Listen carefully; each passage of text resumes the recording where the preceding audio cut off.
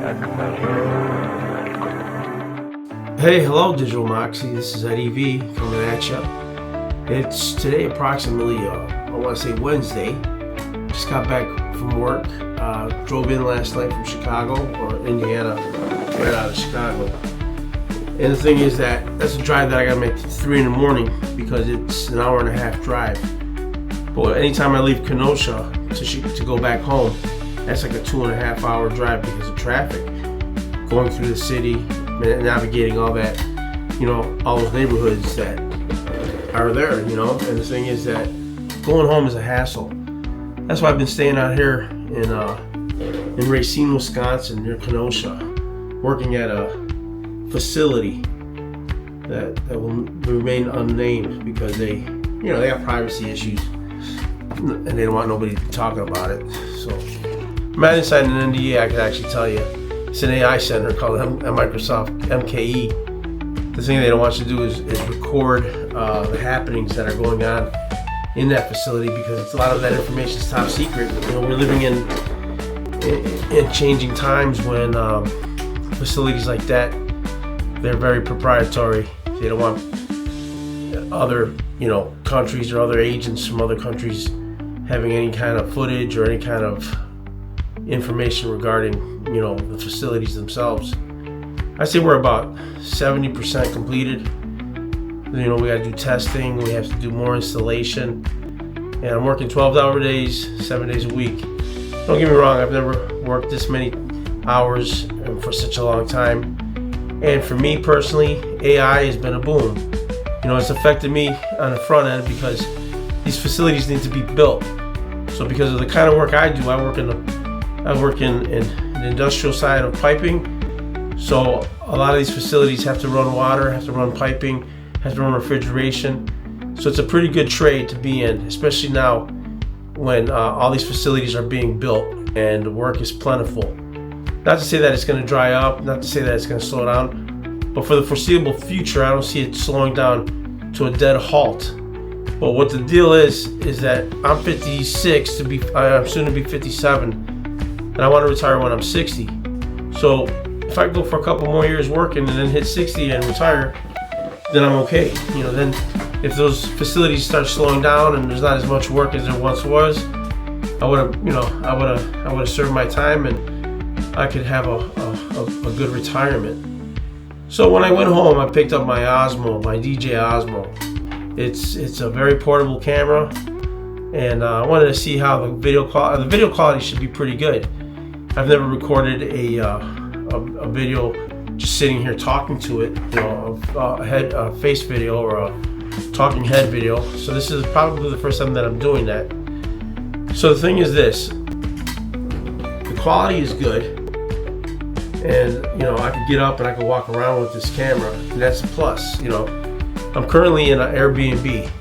Most of us, so between the Airbnb and where I live, I have to pay my mortgage. I have to pay the rent here in this Airbnb. Put it this way, my mortgage isn't as much as this Airbnb. My portion of the Airbnb is a third of the price of this, of this place. So you figure I'm paying $1,100 for my mortgage, which is a decent price. Got a lot of house living in Indiana. I'm happy for that. But to stay in this house in Racine, Wisconsin, we're paying like $3,300 a month, and that's a lot of money. Luckily, I have 2 roommates. We split the rent, and it's $1,100 a piece, and we pay on the 11th, which would be today. So, I'm going to show you the Airbnb. I just wanted to introduce it as far as where I'm staying. I stay here, I want to say 7 days a week for the most part. Only time I go home is if I got to cut grass, collect mail, or just need to blow off a day. Because working that many hours, it just becomes like Groundhog Day. You're constantly grinding. You're constantly sleeping in a different bed. You're not doing what what you normally would want to do. And it's just, that's the life of a tradesman. I could go home and probably find work out there, but it would only be like for 40 hours. Right now, I would call this job a unicorn because the amount of hours that I'm working and the amount of pension points that that we get just from working that many hours, and it's local. So it's a plus on a lot of different facets of employment. So once you get a little blow off, you don't feel too bad. You get a chance to just chill out. Like I like going home, sleeping in maybe a couple hours extra, get up, drink my coffee, get on the computer, look around the house, see what I can do, maybe do some laundry. I mean, that's what the weekends are for, right? But on the weekends, we're working Saturday and Sundays, and those are premium days. I mean, on a Saturday, I'm making time and a half, and on Sunday, I'm making double time. And between those 2 days, that's a pretty substantial amount of money, and it's nothing to sneeze at. So yeah, I'm gonna work on those days. If I take a day off, it would be definitely on a weekday. And even then, you don't want to be away from the job too long, because then, it's just the culture in the trades. You're missing work. You're supposed to be here. You have an obligation to the job. You have an obligation to the men you're working with. And the reality is that sometimes, you gotta have obligation to yourself. So yeah, that's what I'm faced with right now. And I was in a motel before I moved over here. I was paying about $1,000 a month, and then then I was given an opportunity to come to this Airbnb. I mean, but even though it costs $1,100, at least I have access to a big fridge, which is jam-packed with food. So getting my food in there is a little tougher than normal. Got to share the space with two other people. They're good guys, but you get to a certain age, you like to be totally isolated, like a wounded animal. But that's not gonna happen. I'm in my room most of the time. So I have access to being able to cook food, access to the washer and dryer. We have internet. So there's a lot of pluses and minuses, and you just roll with the punches and do what's best for you. It's 10 minutes away from the job. So yeah, for the most part, we're working 12 hours a day. So travel from the job to the house is a definite plus. The only time it becomes a hassle is if I drive home, like I said, in the afternoon. That's a 2.5 hour drive, 2 hours, two and a quarter. But in the mornings, you get up at 3 and you gotta drive that hour and a half, because we start at 6 a.m. So we gotta hit the gate by 5:35 a.m. In the winter, I didn't really go out home too much because I didn't want to deal with the weather. And now that it's warming up, now you got to deal with your lawn care. You got to deal with, just the stuff that comes along with owning a house. But this is my little quick update on my existence, and I'm gonna do a follow up. I'm gonna show you, what you get for $3,300 in an Airbnb. It's a nice enough house, but think about what people pay for room and board. I mean, there's a lot of people paying rent out there. And for me, growing up, I grew up in a house. My parents owned the house.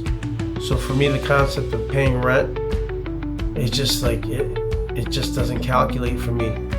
Because I never, I always felt that the only way to go is owning a house. But then you see a lot of these young people. I have two adult daughters, an adult son, and I feel bad for them, because coming up with the money to get yourself a good down payment and then finding the right house without a crazy mortgage on there is a challenge. I mean, we got a housing problem in America, and they need to take care of that. They got to give young people, an opportunity to be able to buy a brand new house, have somewhere to live. And paying rent, for me, they say it's better to rent. I don't believe that. I can come home, I can take off my shoes, I can just feel really comfortable in my spot. I know you can do that in an apartment, but if the landlord gets mad or something happens and you're booted out, then you're scrambling to find a new place. And when you own a house, the only way you're going to get booted out is if you fail to pay your mortgage.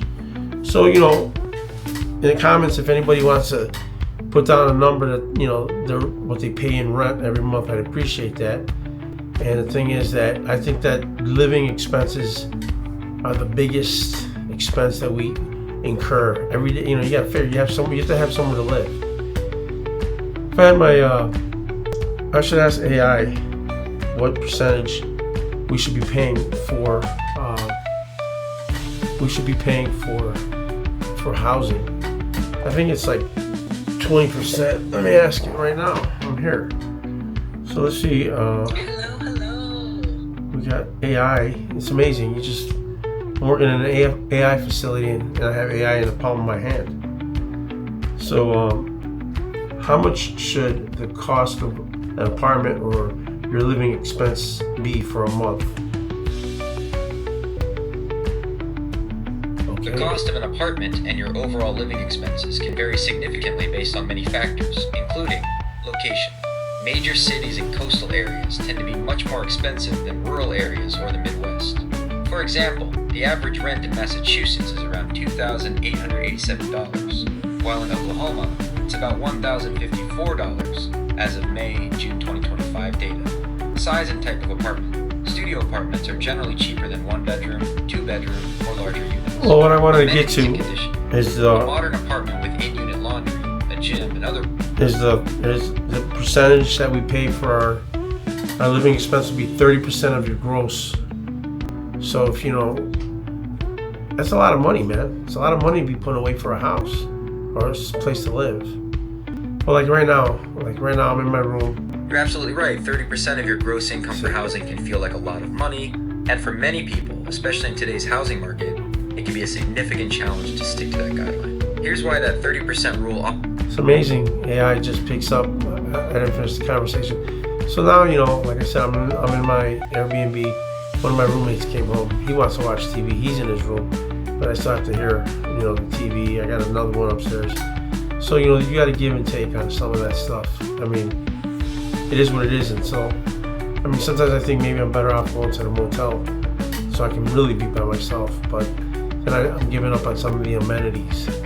So, I'm going to cut this video short, and that's basically what I wanted to say. So this is Digital Moxie, out for the evening and out for the count. Thanks.